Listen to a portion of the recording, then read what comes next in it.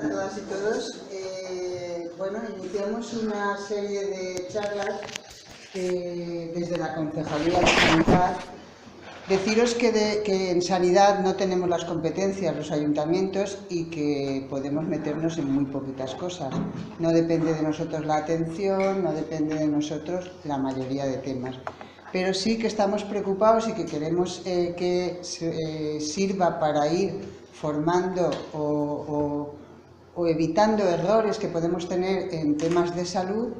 Y empezaremos una serie de charlas periódicas, tampoco la periodicidad nos la vamos a decir, iremos convocando, sobre prevención, promoción de salud, adultos, niños, jóvenes, campañas estacionales, gripes, cuando vaya surgiendo temas, y pues iremos convocando para ir, pues bueno, rectificando aquellos errores que podamos tener todos o formándonos en otras cosas nuevas que vayan surgiendo. La de hoy, la charla de hoy, ya lo sabéis, la salud de los mayores desde el punto de vista de mayores, nos la va a dar la doctora Gil, María Gil, que es especialista en medicina geriátrica, que prácticamente ha dedicado toda su vida profesional a la geriatría y que, bueno, pues nos va, desde el punto de vista ya jubilada, desde hace poquito, con lo cual nos va a dar la charla esta tarde. Muchas gracias por vuestra asistencia y os paso con Mari.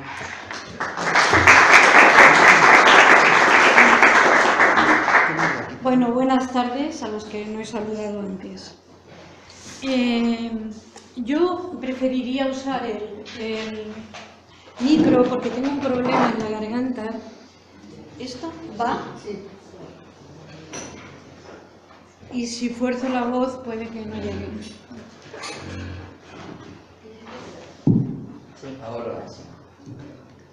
Bueno, el título de la salud en los mayores, según los mayores, pretendía explicar dos cosas, ¿no? Una, que queremos ver todo lo que vamos a explicar desde el punto de vista de los mayores, porque es a quien les afecta, pero tiene un segundo aspecto que es quizá más importante, que es verlo desde el punto de vista que interesa a los mayores, desde sus puntos de interés. Entonces, genial.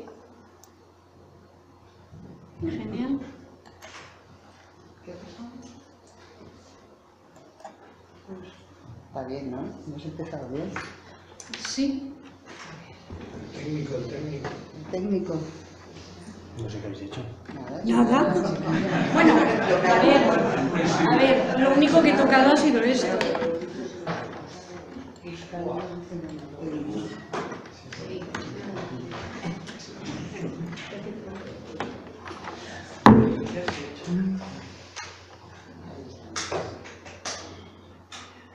Adelante, atrás. Ya, pero por aquí. Ahora cómo salgo de aquí. Vale, muy bien. Bueno, estábamos en que los 4 temas que vamos a comentar a lo largo del tiempo son los cambios que se producen con la edad y después veis un segundo punto que es la valoración geriátrica, es cómo se valora a las personas mayores desde la geriatría, porque hay que estudiarla desde varios puntos de vista y me ha parecido la forma más completa de ver todos los aspectos importantes. ¿Cómo se presenta la enfermedad en el anciano? Los síndromes geriátricos es una cosa exclusiva de la geriatría. Y finalmente el último punto de prevención y promoción de la salud. Bueno, como sabemos,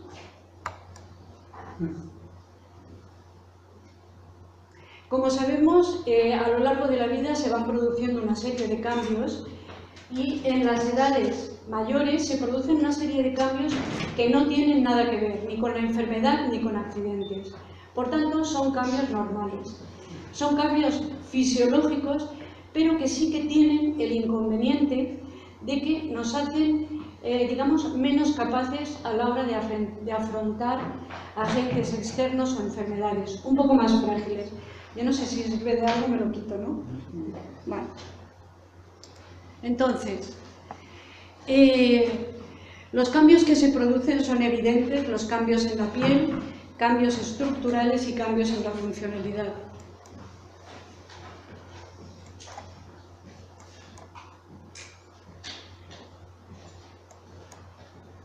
El envejecimiento, de todas maneras, como apuntábamos ya, es un proceso natural e ineludible. Ineludible quiere decir que no nos vamos a poder escapar de él de ninguna manera. Por lo tanto, tendremos que mirar las formas más positivas de afrontarlo.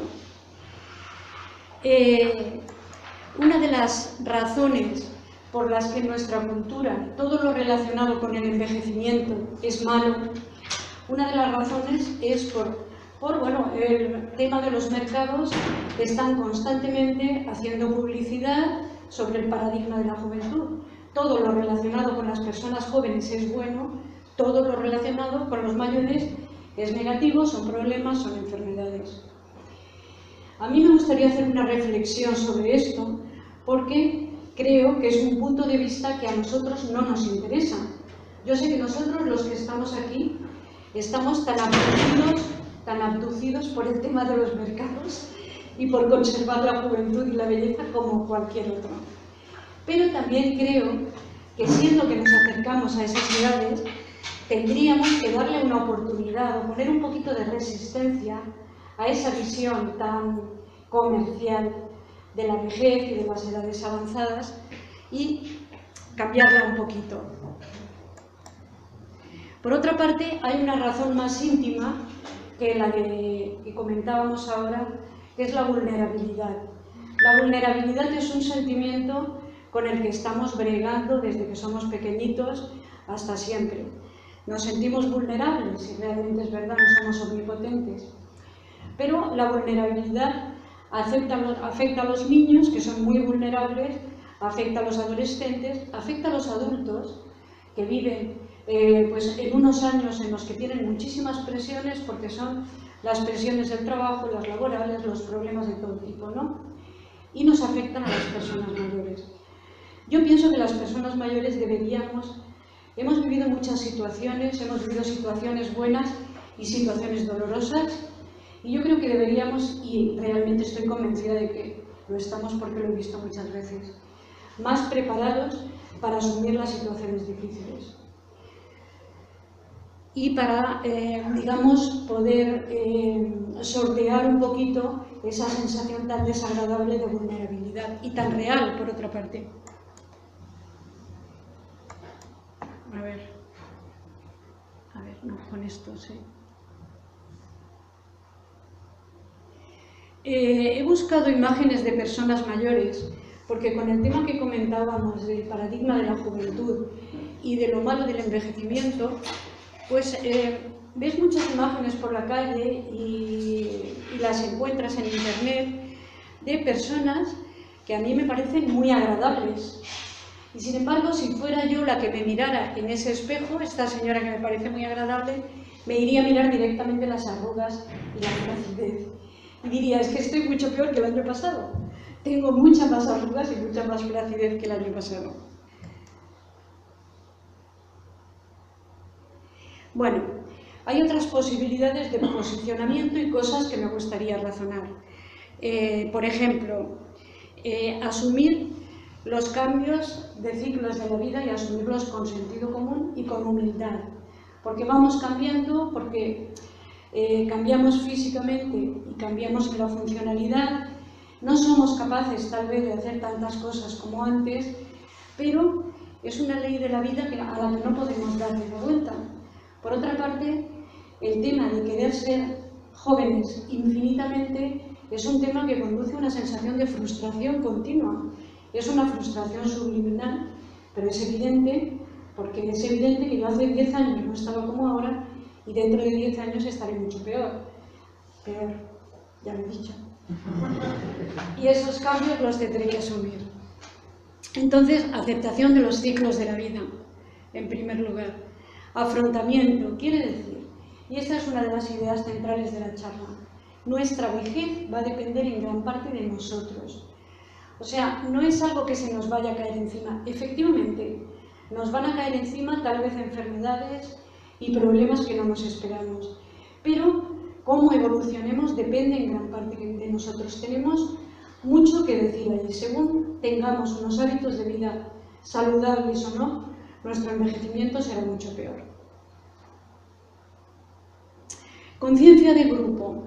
Pues esto es una cosa muy curiosa porque en este momento que cada vez somos más, en España somos más de 8 millones de habitantes mayores de 65 años.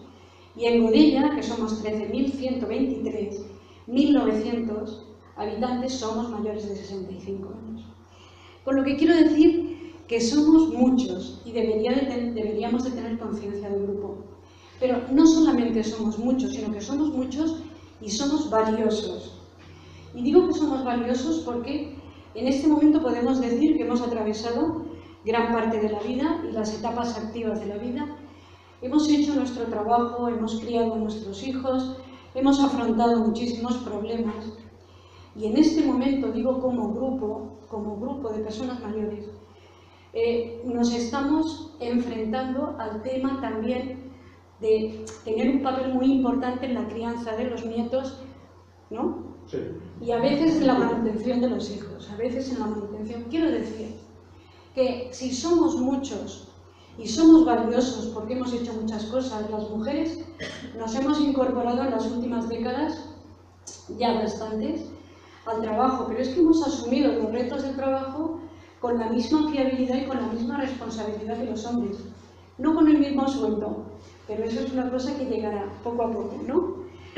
Pero yo querría llamar en contra del individualismo, que creo que nos ha llevado mucho a la situación que vivimos en este momento, y que han sido muchos años de una mentalidad que iba en contra de la solidaridad y de la conciencia del grupo, que era la de sálvese quien pueda.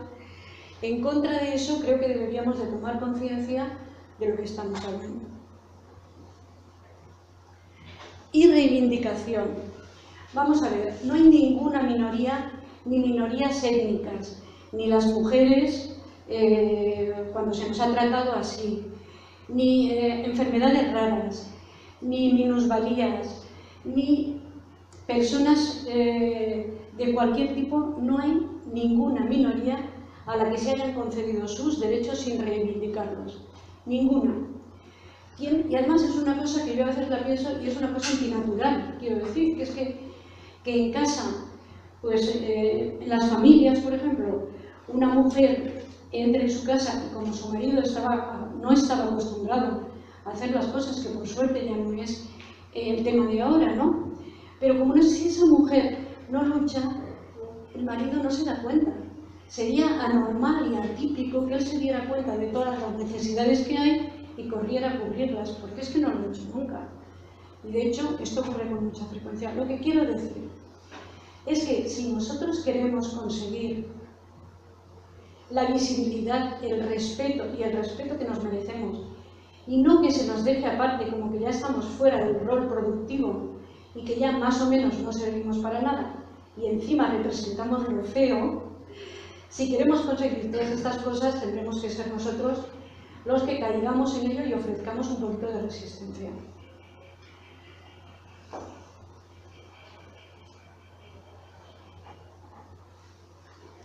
Bueno, la valoración geriátrica, que es de lo que vamos a hablar ahora, es ya un tema más médico.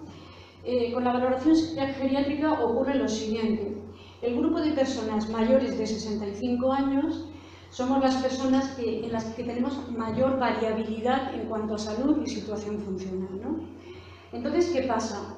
Que cuando yo digo de una persona mayor de 75 años, que es un límite así un poco que se considera, ¿no?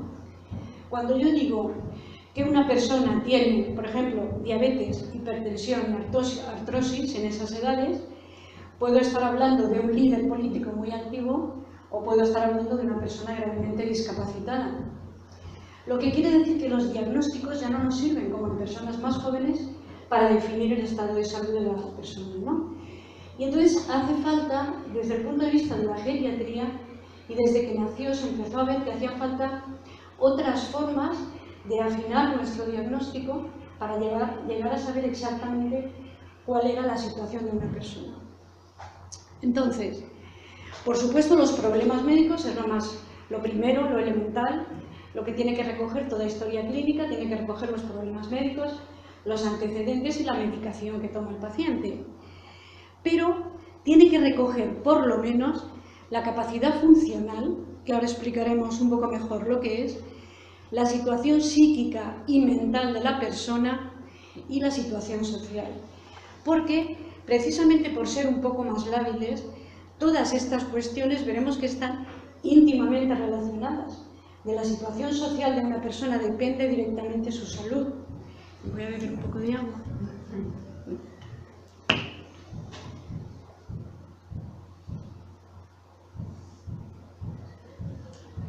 Cuando estamos abordando a una persona joven, si viene una persona joven a consulta y me dice que hace unos días que tiene fiebre, tos, expectoración oscura y que tiene dolor al respirar, yo pensaré que tiene una neumonía, algo respiratorio, pero probablemente con el dolor al respirar también una neumonía.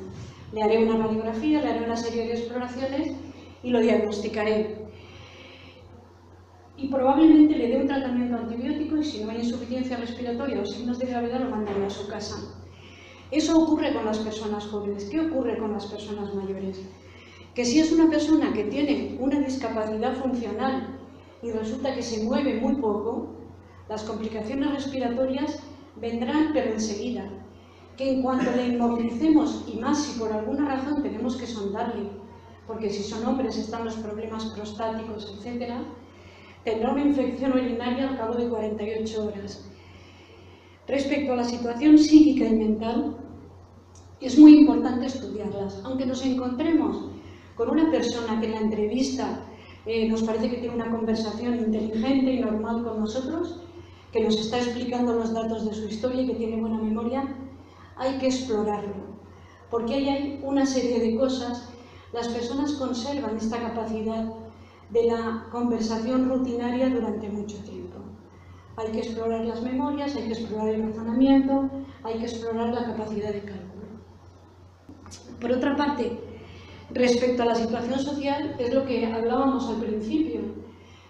Cuando las personas ya no somos productoras, se te aparta del circuito productivo y pierdes tu rol profesional. El rol profesional, las personas nos identificamos muchas veces íntimamente con el rol profesional. Y con un poco de mala suerte, además de ocurrir todo esto, ocurre que te encuentras con problemas económicos porque las pensiones son bajas y si tienes un poco más de mala suerte, con soledad, porque la familia, porque son viudos o porque no sé cuántos. De eso, muchas personas empiezan a presentar alteraciones psíquicas y mentales y enfermedades solamente por la situación social. Por tanto, hay que tenerlo muy en cuenta. Bueno, antes en la valoración funcional quería especificar un poquito más que la función es la capacidad que tiene el individuo de mantenerse independiente o en su domicilio y para sus cuidados o dentro de la comunidad, ¿no? Las actividades básicas de la vida diaria, que son comer, el vestido, el aseo, la continencia fecal y urinaria, la posibilidad de trasladarse al váter o de la cama a la silla, la deambulación, subir escaleras y el aseo o el baño, estas son las actividades básicas. Son las que necesitamos para desenvolvernos en nuestro domicilio y para el autocuidado. Las capacidades instrumentales de la vida diaria son las que nos permiten desenvolvernos en plenitud en la comunidad. Y estas son el uso del teléfono, la limpieza de la casa, el lavado de la ropa, la compra, la elaboración de una comida. Y dos cosas que son muy importantes, que son la capacidad y habilidad de uso de la medicación, o sea, el ser capaces y autónomos de tomarse la medicación que les corresponde cuando toca y no olvidársela, y la capacidad de manejar asuntos económicos. Con eso, digamos que estaríamos integrados en la comunidad de una forma normal. Pero claro, todo eso depende de la integridad de nuestra salud, o por lo menos de una gran parte de ella. Bueno, nada, aquí simplemente quería especificar que en la situación mental hay que estudiar todas estas cosas, la orientación temporoespacial, la memoria antigua y la memoria reciente, el razonamiento, el cálculo, etc. Y la íntima relación que hay, que ya he explicado entre las tres cosas. Y finalmente los síndromes, a ver, ¿qué son los síndromes geriátricos? vamos a ver, la medicina del adulto es muy parecida a la del anciano en el sentido que hay muchísimas enfermedades que son comunes, muchísimas, ¿no? Pero hay un apartado de la medicina geriátrica que son concretamente los síndromes geriátricos, y es que son situaciones que se presentan con frecuencia en personas mayores. Síndrome quiere decir conjunto de síntomas, quiere decir que no es específicamente una enfermedad, pero sí que es una situación frecuente. Y por eso en geriatría hay una parte muy grande que son los síndromes geriátricos, que describen qué cosas les pasan y cuál es la causa de que a las personas mayores les ocurra todo esto. Entonces, la malnutrición. La alimentación es muy importante, la alimentación correcta es muy importante, pero hay montones de causas para que las personas mayores se alimenten mal. Problemas de la boca, problemas digestivos, problemas para ir a comprar la comida adecuada, problemas para elaborar la comida adecuada, alteración de los sentidos, que veremos que todo está muy imbricado y saldrá también en otros sitios, como que tienen alteraciones del gusto y del olfato, tienen pérdida de apetito, a lo mejor no hacen el ejercicio suficiente. Quiero decir que son muchas razones que acaban muchas veces en que las personas mayores toman magdalenas y leche, y luego leche y magdalenas y luego un yogur, y por la noche otra cosa que sea tan fácil de tomar como eso. Necesitan comida elaborada y hay que hacerse cargo de ello. Para que la alimentación, sabéis que hay muchas enfermedades que dependen de la alimentación. La dieta adecuada es muy importante en el control de la hipertensión arterial, en el control de la diabetes, en algunas clases de cánceres, en la osteoporosis, etc. Por tanto, la malnutrición. La polifarmacia es algo de lo que, bueno, hay que casi alarmar. Y digo casi alarmar en el sentido de que las personas a estas edades tenemos 3 o 4 enfermedades diagnosticadas, que por suerte a veces ni se nos notan, pero que necesitamos una serie de medicación, ¿no? Entonces, las medicaciones, cada una de ellas, con sus efectos secundarios, con sus contraindicaciones y con sus interacciones. Por tanto, es fundamental que haya una persona que debería de ser el médico de atención primaria, pero en todo caso, que las personas que van a especialistas tienen que tener muy claro que una persona debe de saber toda la medicación que lleva y controlarla, porque pueden haber medicaciones incompatibles. Y después no puedo dejar de hacer hincapié en uno de los temas con los que nos encontramos, yo que sé, más graves por más frecuentes, que es el uso indiscriminado de psicofármacos. Se utilizan muchísimo y con muchos efectos secundarios, y se pueden utilizar bien, disminuyendo los efectos secundarios y el medicamento adecuado. Son de los medicamentos, además, que la gente toma más porque me lo dijo mi vecina, me lo dijo mi prima, o a mi hijo esto le ha ido muy bien. Pero tienen muchos efectos secundarios, y quiero especialmente alertar sobre el tema de las benzodiazepinas, antidepresivos, sedantes y neurolépticos. Neurolépticos es, por entendernos de alguna manera y explicarlo simple, los medicamentos que se usan en la psicosis, pero que muchos de ellos también se usan en enfermedades, en depresiones importantes, o sea, cosas que la población tiene con más frecuencia. Las benzodiazepinas, especialmente, estamos hartos de encontrarnos en el hospital con una persona que viene diagnosticada de demencia, que empezó a perder memoria hace meses y cada vez está más apático, cada vez está... Revisas la medicación y te encuentras con 2 o 3 psicofármacos que hay que retirar con mucho cuidado porque pueden producir un síndrome de abstinencia, pero que se pueden retirar, hay que hacerlo poco a poco. Y prevengo especialmente de las benzodiazepinas de acción larga, porque es un tipo de medicación que se pasa mucho tiempo en la sangre, dura mucho. Entonces quiere decir que cuando al día siguiente te tomas otra, se suman los efectos con la del día anterior. En cambio, si te tomas una de acción corta, por ejemplo, para dormir, el insomnio es uno de los problemas más frecuentes, si te tomas una de acción media o corta para dormir, dormirás bien y a la mañana siguiente no quedan restos en tu sangre de esa medicación.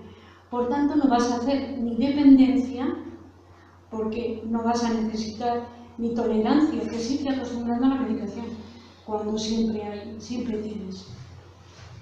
Bueno, por tanto, los antihipertensivos, hay muchas medicaciones muy delicadas, muy útiles, muy eficaces, muy potentes, fantásticas, pero que hay que tomarse con mucho cuidado y controlar. El deterioro cognitivo, que os estaba explicando ese ejemplo, hay una cosa que quiero nombrar, que la padecemos muchos de los que estamos aquí, yo desde luego, que es una entidad benigna, que se llama pérdida de memoria benigna asociada a la edad. Y es una cosa que vamos teniendo pues desde hace años y que la vamos teniendo cada vez más. Es una entidad curiosa porque es específicamente una anomia. Anomia quiere decir falta de nombre. Es decir, que no se afectan otras capacidades cognitivas, pero sí que nos fallan mucho específicamente los nombres. Quiero decir, que quiero hacer una comida que la he hecho un montón de veces y quiero decirte un condimento que lleva, pero es imposible. Quiero nombrar a una escritora que me he leído todo de la escritora esa, que me sé su vida siempre. Esa escritora que tal, que es sudamericana, que no sé cuántos, que tal, pero el nombre es imposible, en fin. Lo sabemos porque nos lo encontramos cotidianamente. Quiero decir que son cosas que nos van pasando y que no tienen nada que ver con demencias tipo Alzheimer o de otros tipos. En caso de observarse deterioro de la memoria reciente, serio, o deterioro de la memoria antigua, de la capacidad de razonamiento, situaciones de apatía, es muy importante acudir al médico pronto porque puede ser el diagnóstico precoz de una demencia que en este momento, si no hay fármacos salvadores, sí que hay algunos fármacos que por lo menos la ralentizan, pero porque puede ser una depresión. También quiero advertir mucho sobre esto. La demencia y la depresión se presentan igual en las personas mayores. Se presentan como pérdida de memoria, pérdida de motivación, alteraciones del sueño, desgana, a veces dolores de cabeza o dolores generalizados, etc.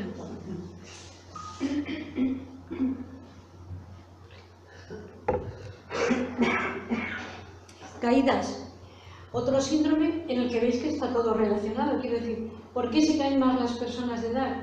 Pues porque tienen un poquito de alteración del equilibrio, un poquito de alteración de la vista y un poquito de alteración del oído. Y entonces esas tres cosas se suman para que sea mucho más fácil, pues, sin siquiera tropezar en un sitio, caerse. Por otra parte, pueden tener cierta descalcificación, especialmente las mujeres, una osteoporosis, con lo cual la fragilidad de los huesos es mucho más y es más fácil que nos rompamos algo.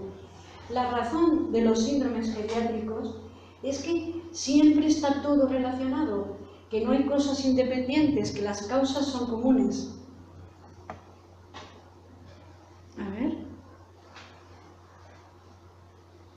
Malnutrición, caídas, aquí una abuelita con su niño, y aquí el deterioro sensorial, que ya hemos dicho, que vamos perdiendo vista, oído, olfato, gusto, y a veces hasta tacto, que es lo que menos se pierde, y que todo eso pues coincide en ocasionarnos determinados problemas de orientación y de muchas cosas. Y claro, en los casos iniciales de demencia, por ejemplo, en los casos de pérdidas de memoria por otras causas que no sean demencias, pues hay que tener en cuenta que todas estas cosas hay que revisarlas, porque a lo mejor revisándolas volvemos a la situación anterior. Bueno, el síndrome de inmovilidad ya se da en estadios más avanzados de la vida, pero también en personas que tengan discapacidades. Hay que vigilar mucho, mantener la movilidad al máximo de lo que se pueda. Si no se pueden las piernas, tiene que ser movilidad pasiva, y si los brazos están libres, pues procurar que la persona vaya movilizando, vaya haciendo ejercicios, porque solamente los ejercicios de brazos le ayudan a tener una mejor respiración, porque hay que mover la musculatura. Con lo que quiero decir que cuando las personas están parcialmente incapacitadas, hay que cuidarlas muchísimo para ir recuperando, para que no se pierda más función de la que ya se ha perdido.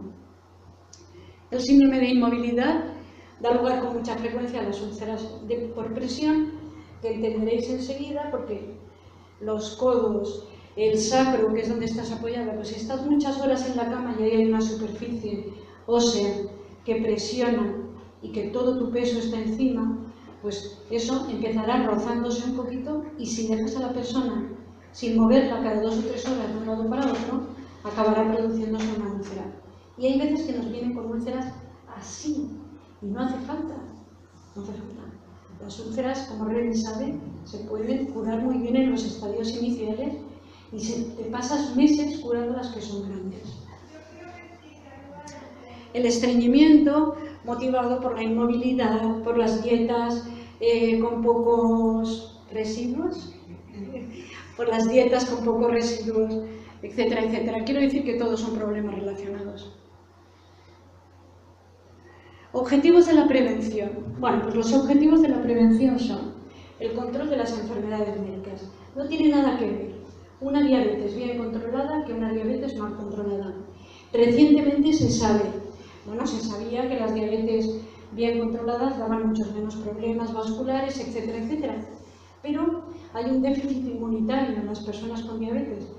Pues desde hace ya unos años, no muy recientemente, pero desde hace unos años ya se sabe que cuando hay un buen control del azúcar se evitan hasta los problemas inmunitarios que ocasionan cantidad de enfermedades bacterianas y de otras clases. Bueno, conservar la función. Conservar la función es el objetivo de todo. Es capacidad versus incapacidad. La función la conservaremos mientras nos movamos. Caminar es la vida para muchas enfermedades, especialmente para las personas que tienen una cardiopatía isquémica, lo habrán oído decir muchas veces, porque es de las enfermedades que permiten una rehabilitación progresiva sin hacerte daño. Otra cosa es tener una artrosis de rodilla que sí que puede impedirte caminar. Así todo. Debes de buscar, de ingeniarte las 1000 formas para poder seguir haciendo ejercicio del tipo que sea. Conservar el buen tono emocional, porque tiene relación con todo lo demás. No aislarse, no quedarse en casa. Y yo testifico por mí, por montones de personas que he visto, que es una de las tentaciones más importantes en las personas mayores, porque estamos más cansados que antes y también somos quizás menos optimistas y quizá la salud no se preste tampoco a echar cohetes y a lo mejor pues, nuestros hijos tienen problemas económicos. Quiero decir que conservar el buen tono emocional debe de ser una cosa consciente que exija de nosotros estrategias que vamos a realizar para conservarlo. Y conservar las capacidades intelectuales que se pueden. ¿No? Me lo he puesto porque me ha parecido una demostración de una persona de 72 años ocupando un cargo tan gravoso como pueda ser una alcaldía de una ciudad importante. Bueno, es cuestión de tener un poco de suerte en una salud, pero sobre todo es cuestión de trabajar la función. En cuanto a prevención y promoción de la salud, el tabaquismo. No podemos dejar de hablar de tabaquismo porque la cantidad de perjuicios, dolor y enfermedades que causa son tremendos. Yo no voy a decir nada que todo el mundo no sepa ni me voy a extender en ello, pero sabemos que el tabaquismo produce una adicción física y una adicción psicológica. La física producida por la nicotina, la psicológica producida pues, por los hábitos, el hábito de fumar, la ansiedad, el tener las manos ocupadas haciendo algo en determinado momento. Yo solamente quiero incidir en 2 puntos. El primero es que si yo tuviera una diabetes, me iría a un médico, porque seguramente, aunque me informe pues, en donde sea, y aunque mi vecino me cuente que tiene una diabetes y la ha controlado muy bien con un fármaco, es una enfermedad muy compleja.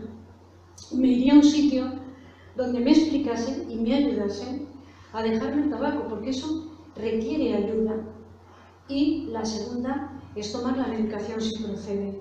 Quiero decir que es que hasta hace total, de verdad, o sea, 5 o 6 años, quizás, no más, no mucho más, no teníamos una medicación eficaz para dejar de fumar.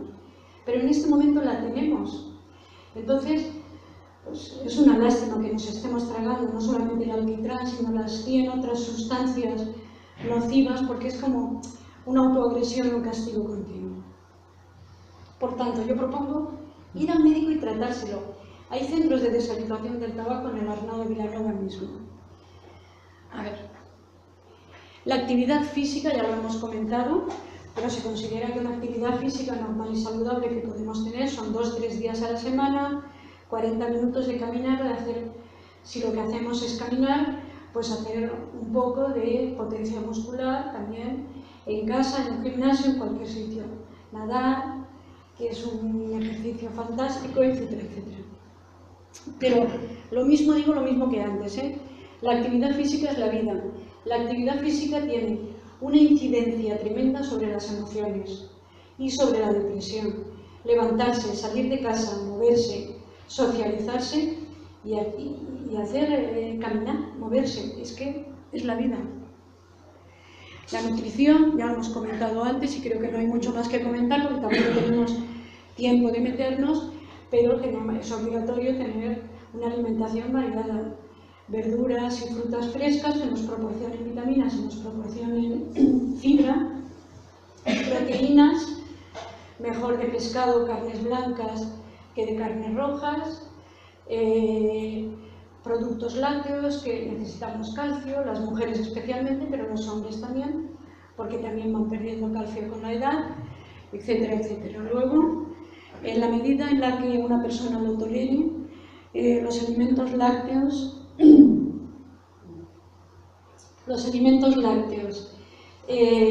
las proteínas y los vegetales y las frutas para las vitaminas deben de estar todos los días en las dietas. El alcoholismo lo tengo que nombrar porque es un problema curioso, pero que no se conoce tanto, evidentemente, porque hay más estigmatización sobre la enfermedad, pero que es muy frecuente en las personas mayores. Es muy frecuente en el domicilio y está motivado muchas veces por la soledad, por la apatía, por la desgana.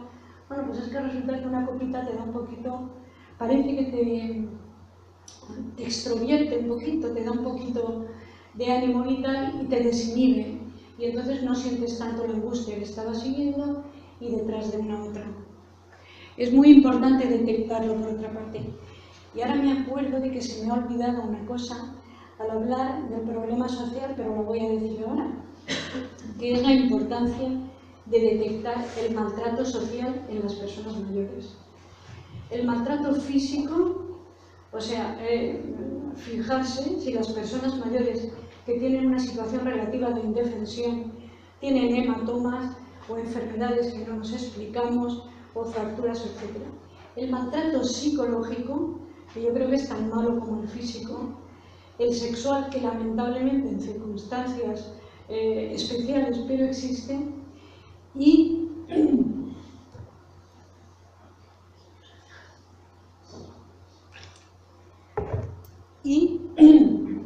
el maltrato más habitual en las personas mayores, que es el de no darles los suficientes cuidados, los cuidados que necesitan.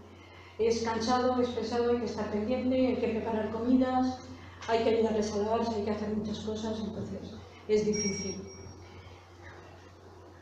La obesidad es nutrición. Por una vez en la vida, la desnutrición es peor que la obesidad. Es que, aunque nos pasamos toda la vida luchando contra la obesidad. Pero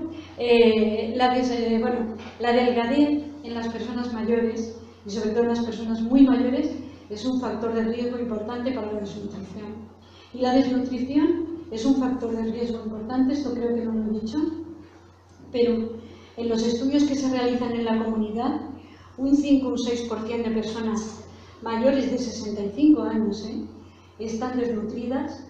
De las personas que ingresan en un hospital, el 44% tienen parámetros de desnutrición, lo que quiere decir que es una cuestión que hay que tomarse en serio. Y la desnutrición hace que todas las enfermedades y especialmente las úlceras evolucionan mucho peor. Bueno, hay que evitar la obesidad, como siempre, ya lo sabéis, las enfermedades cardiovasculares, pues que tienen una serie de factores predisponentes muy importantes. La obesidad, la hipertensión, bueno, la diabetes en los casos que se da, la arteriosclerosis, la artrosis no tanto. La artrosis afecta más, bueno, afecta mucho a las articulaciones, los huesos articulares. Las dislipemias, muy bien, Remy, es que estoy un poco alejada ya. Bueno, y luego, ¿qué? Las dislipemias es el aumento de grasas en la sangre que predispone a la arteriosclerosis. Y la arteriosclerosis es una enfermedad que no nombramos, pero que es como la madre del cordero de todas las enfermedades cardiovasculares. Porque es que en las arterias se van acumulando, digamos, grasas de varios tipos que van obstruyendo. Placas de ateroma se llaman, pero por entenderles, placas de ateroma, gracias. Pero que van obstruyendo las arterias. Entonces, claro, hay arterias más gordas que es difícil obstruir, pero hay cosas que son muy frecuentes como pequeñas acodaduras cuando las arterias entran en la cabeza, que es por esa razón por la que muchas veces se producen ictus, que son ictus isquémicos, accidentes cerebrovasculares. Y bueno, los programas de vacunación que hay que atenderlos, porque está indicado vacunarse de la gripe, por ejemplo, y es casi la indicación más importante en todas las personas mayores de 65 años. ¿Por qué? Porque la gripe puede cursar de una manera grave, pero sobre todo porque aunque la gripe es una enfermedad vírica, puede dar lugar a complicaciones bacterianas que sí que pueden ser muy graves. Bueno, y las conclusiones, a mí me gustaría más que tuviéramos así un ratito para hablar, si os apetece, son para mí que somos muchos y somos valiosos y que tenemos que tomar conciencia de eso. No lo digo porque suene bien, lo digo porque me parece muy importante que estemos actuando nosotros como el resto de la población en contra de lo que va a ser nuestro futuro y en contra de nuestros intereses. Conservar la función es lo más importante de todo lo que hemos hablado. Función y capacidad versus incapacidad y dependencia. Que la calidad de vida, asumir que la calidad de vida depende en gran parte de nosotros y que la vejez o los años que vienen no se nos caen encima de la cabeza, sino que en muchas cosas nosotros vamos a tener un protagonismo muy importante. Vigilancia de los medicamentos, esto nunca se puede olvidar porque realmente conducen a situaciones a veces muy graves y que somos muchos y somos valiosos y tenemos que defendernos. Y ya está. Gracias.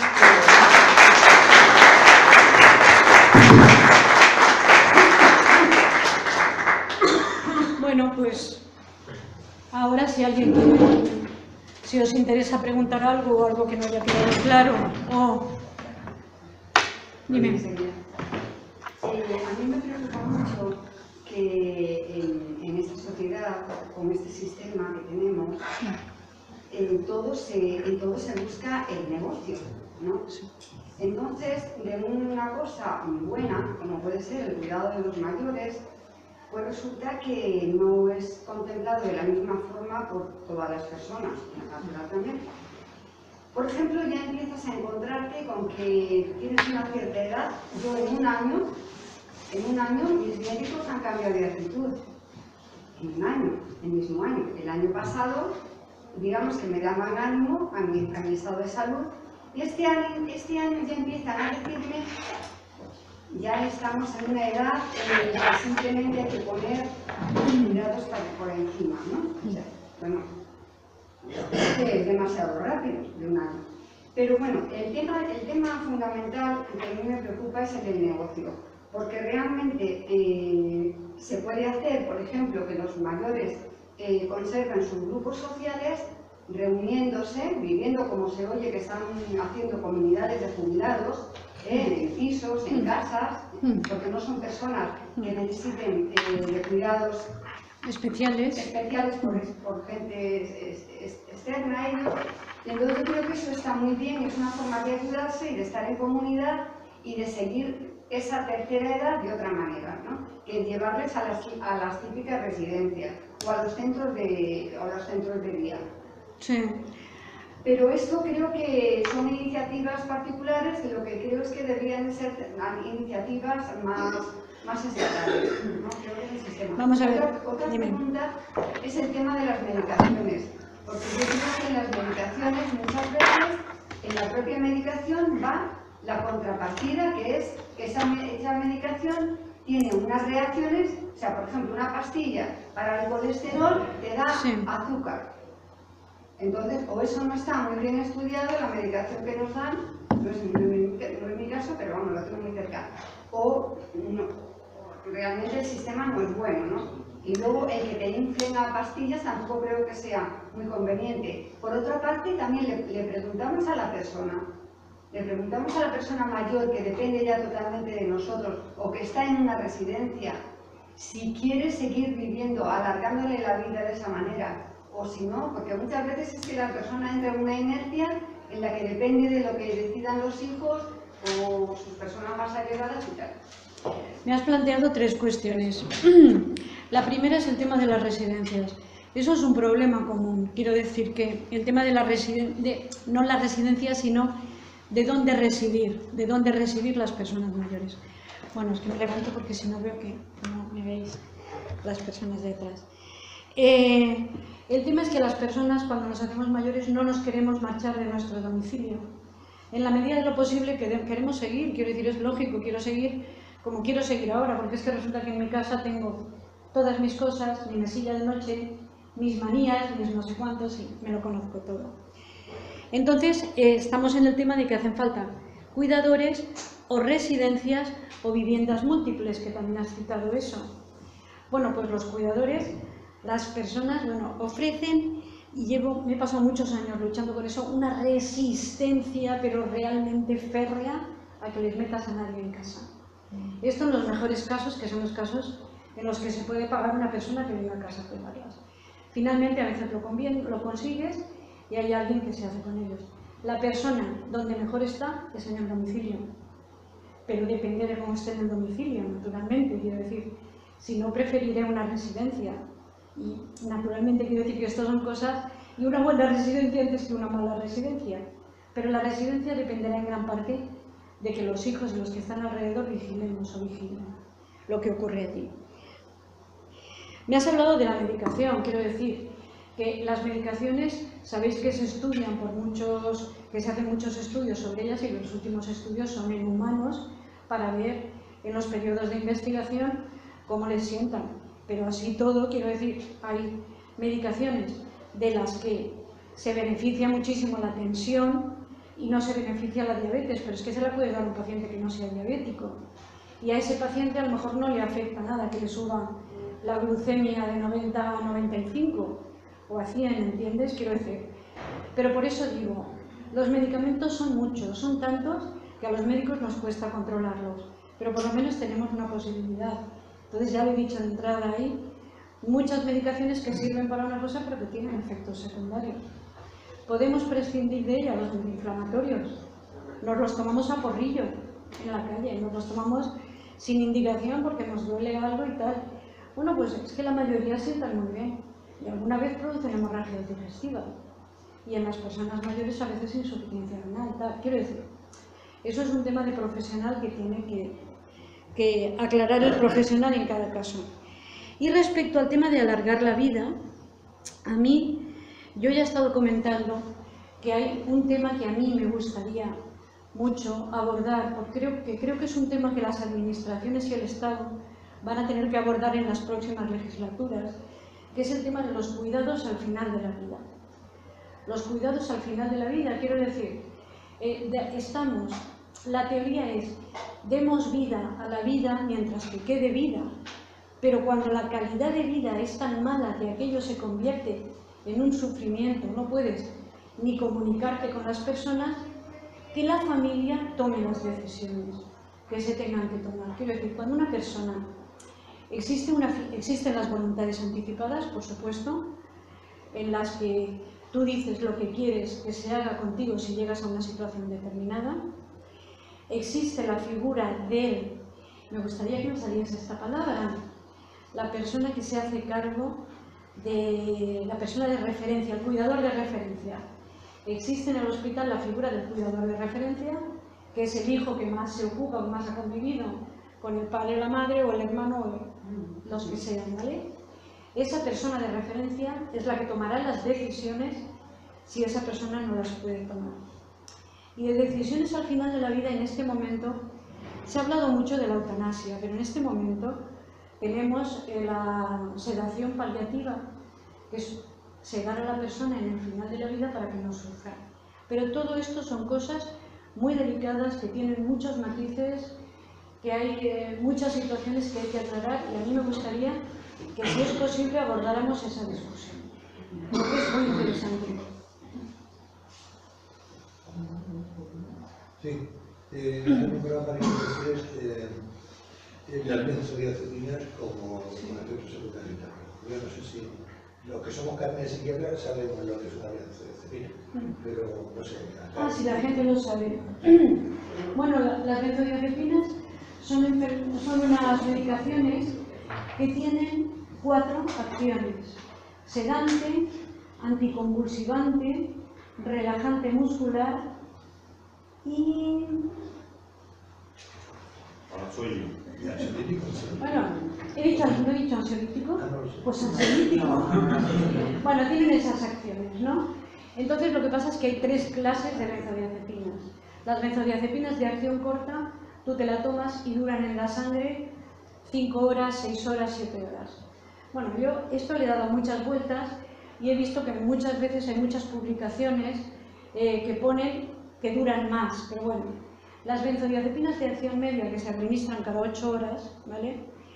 Sin embargo, en muchos estudios he visto que se encuentran en sangre hasta 14 o 15 horas, pero y las de acción larga es que duran 48 horas, quiero decir que son el diazepam y el diazepam, bueno, esto es lo de la anomia que resultaba antes. Bueno, da igual. Hay menos. No, el lorazepam es el Orfidal, el Vidalprem, que son las que más se usan para dormir. Bueno, he dicho que para dormir, ¿no?